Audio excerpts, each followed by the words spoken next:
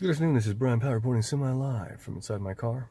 Ladies and gentlemen, this is the Holy Bible. We're going to be reading from Genesis chapter 2, verses 1 through 25. Thus the heavens and the earth and all the hosts of them were finished. And on the seventh day God ended his work which he had done, and he rested on the seventh day from all his work which he had done.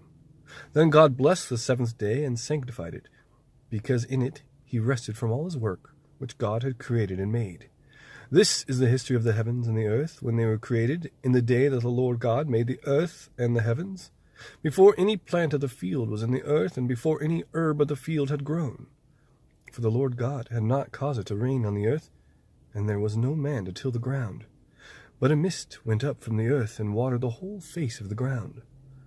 And the Lord God formed man of the dust of the ground, and breathed into his nostrils the breath of life, and man became a living being. The Lord God planted a garden eastward in Eden, and there he put the man whom he had formed. And out of the ground the Lord God made every tree grow that is pleasant to the sight and good for food. The tree of life was also in the midst of the garden, and the tree of knowledge of good and evil. Now a river went out of Eden to water the garden, and from there it parted and became 4 riverheads. The name of the first is Pishon. It is the one which skirts the whole land of Havilah, where there is gold. And the gold of that land is good. Bdellium and onyx stone are there. The name of the second river is Gihon. It is the one which goes around the whole land of Cush. The name of the third river is Hiddekel.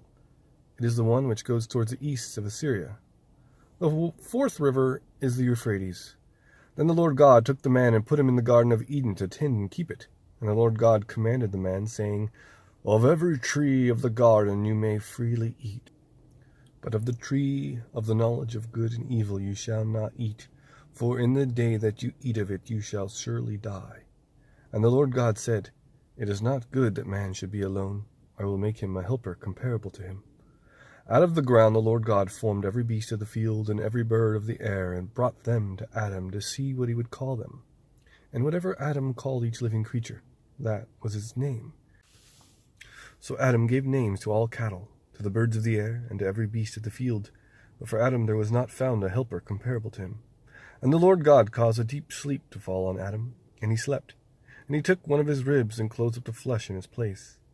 Then the rib which the Lord God had taken from man he made into a woman, and he brought her to the man. And Adam said, This is now bone of my bones and flesh of my flesh. She shall be called woman, because she was taken out of man. Therefore, a man shall leave his father and mother and be joined to his wife, and they shall become one flesh. And they were both naked, the man and his wife, and were not ashamed.